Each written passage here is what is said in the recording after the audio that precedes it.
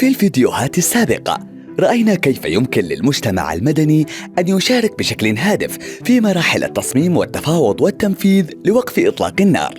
في هذا الفيديو نستكشف كيف يمكنهم المساهمة في دعم وقف إطلاق نار من خارج الهيكل الرسمي لعملية وقف إطلاق النار التي تقودها الأمم المتحدة. في بعض الأحيان قد يكون من الصعب على المجتمع المدني المشاركة في عمليات السلام الرسمية لأسباب مختلفة، ومع ذلك فإن جهودهم لتعزيز السلام تظل مهمة، وهي ليست مرتبطة بالضرورة بعملية السلام الرسمية. تعمل الجهات الفاعلة في المجتمع المدني بلا كلل لبناء السلام في مجتمعاتهم على الرغم من التهديدات الأمنية الكبيرة والصعوبات المالية، فهم يقومون بذلك من خلال مجموعة متنوعة من المبادرات، مثل تنظيم الحوارات المجتمعية والتوسط في النزاعات المحلية وتبادل الأسرى وتقديم الإغاثة وتوثيق انتهاكات حقوق الإنسان. عندما يتعلق الأمر بتعزيز وقف إطلاق النار، يمكن للمجتمع المدني تنظيم حوارات مجتمعية وحملات توعية، بالإضافة إلى العمل مع القادة المحليين مثل شيوخ القبائل والأئمة الدينيين لتشجيع أفراد مجتمعهم على إعطاء الأولوية لوقف إطلاق النار. يمكن للمجتمع المدني أيضاً أن يلعب دوراً في مراقبة وقف إطلاق النار. حالياً لا تتضمن آلية وقف إطلاق النار المقترحة من قبل مكتب المبعوث الأممي في اليمن أي عنصر لمراقبة خروقات وقف إطلاق النار، وهذا يعني أنه إذا أراد المجتمع المدني أن يلعب دوراً نشطاً في الإبلاغ عن انتهاكات وقف إطلاق النار، فسوف يحتاج إلى إنشاء آلية مراقبة مستقلة خاصة به. يمكن القيام بذلك من خلال إنشاء شبكة من المراقبين المجتمعيين الذين يمكنهم تحديد انتهاكات اتفاقية وقف إطلاق النار والإبلاغ عنها.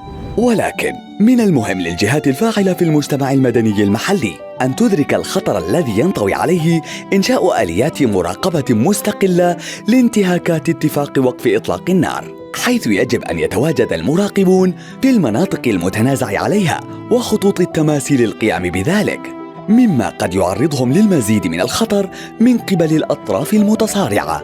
لذلك الخيار الآخر والأنسب هو إنشاء هياكل مراقبة مستقلة لانتهاكات حقوق الإنسان أثناء النزاع المسلح، والتي يمكن أن تهدد استمرار وقف إطلاق النار. الفرق بين الهيكلين هو أن الأول يرصد خروقات اتفاقية وقف إطلاق النار، والتي قد لا تكون بالضرورة انتهاكات حقوق الإنسان، أما الآخر فيتضمن رصد انتهاكات حقوق الإنسان، والتي قد لا تكون مذكورة بشكل كامل في اتفاق وقف إطلاق النار، وبالتالي قد لا ترصد من ضمن خروقات اتفاقية وقف إطلاق النار. يمكن رصد انتهاكات حقوق الإنسان من خلال إنشاء آلية مراقبة مشتركة بين منظمات حقوق الإنسان في جميع أنحاء البلد، والتي يمكنها مراقبة هذه الانتهاكات عن كثب وإبلاغ الجهات الفاعلة الدولية ذات الصلة، مثل مكتب المبعوث الأممي ومجلس حقوق الإنسان التابع للأمم المتحدة ومجلس الأمن.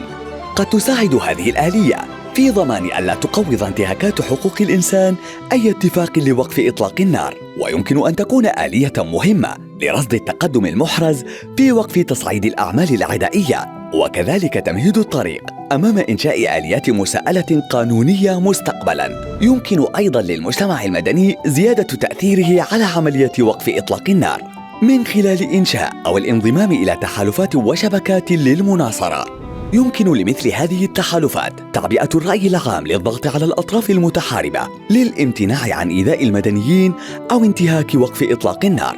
في نهاية المطاف يجب أن يلعب المجتمع المدني المحلي دوراً مهماً في عملية وقف إطلاق النار في اليمن من خلال التواصل النشط مع المجتمعات المحلية والأطراف المتحاربة.